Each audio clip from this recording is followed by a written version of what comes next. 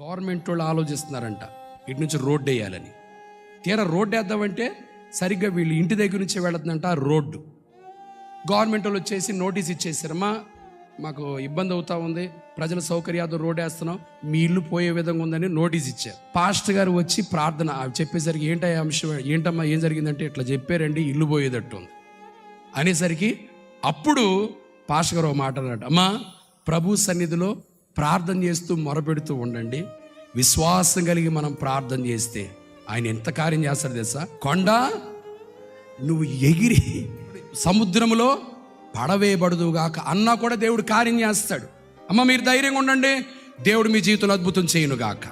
Road వస్తుందని మీరు బాధపడద్దు, గవర్నమెంట్ వాళ్ళు ఎంత కూడా పరలోకం ప్రభు మాట్లాడుతున్నారు, ఏం కాదు మీరు ప్రార్థన చేసుకోండి అన్నారంట. మీకు వెంటనే ప్రార్థన చేసేసరికి ఈ ప్రార్థన చేసేటప్పుడు వాళ్ళ అమ్మాయి మోకరించి ప్రార్థన చేస్తున్నాడు, దేవా రోడ్డు వస్తుంది, ఇల్లు పోకూడదు, అద్భుతాన్ని చేయండి ప్రభా, రోడ్డు ఇటు రాకూడదు ప్రభా, యేసునామములో ప్రార్థిస్తున్నాం తండ్రి. ఆమెను నీ ప్రార్థన చేస్తే ఆ పాపం మోకరించి కొండ ఎగరాల సముద్రంలో పడాలి,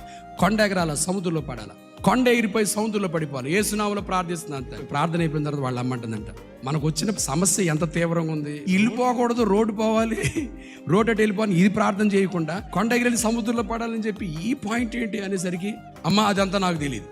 పాస్టర్ గారు ఏం చెప్పారు, కొన్ని నెల రోజుల తర్వాత గవర్నమెంట్ వాళ్ళ మనసు మారిందమ్మా, రోడ్డు ఇటువైపు రావట్లేదు, దేవా నువ్వు కార్యం చేశావు, నా పట్ల దయ చూపావు, నీకు వందనాలు ప్రభు, వందనాలు అంటే దేవుడు ఎంత అద్భుతం చేశాడు. నీకు తెలుసా మనం చేసిన ప్రార్థన దేవుడు ఆలకించాడు? నో, నేను చేసిన ప్రార్థన ఏంటి, కొండ ఎగరాల. కొన్ని రోజుల తర్వాత జరిగింది ఏంటి తెలుసా, రోడ్డు ఇటువైపు రాలేదు, వాళ్ళ ఇంటి ఎదురుగుండగానే ఒక నది ఉంటే ఆ నది మీద నుంచి వాళ్ళు బ్రిడ్జి కట్టి మరీ అటువైపు రూటు డైవర్ట్ చేశారంట.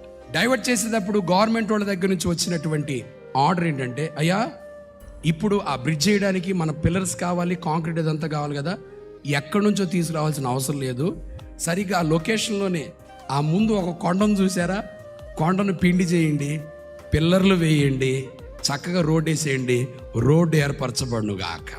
దేవుడు నీ జీవితంలో ఎంత అద్భుతమైన చేస్తాడు, చప్పలు కొట్టు గట్టిగా. ఏదైనా చేయడానికి సమర్థుడు, శక్తిమంతుడు. విశ్వాసాన్ని విడిచిపెట్టొద్దు. నా బ్రతుకులో ఈ కార్యం జరగదేమో అని అనుకోవద్దు. ఆయనకు రోషం ఎక్కువ. ఆయన పని చేయడం ప్రారంభిస్తే మనం తట్టుకోలేము ఇకనంతే. ఆయన చేయి చాపాడా మన వల్ల కాదు ఇకనంతే.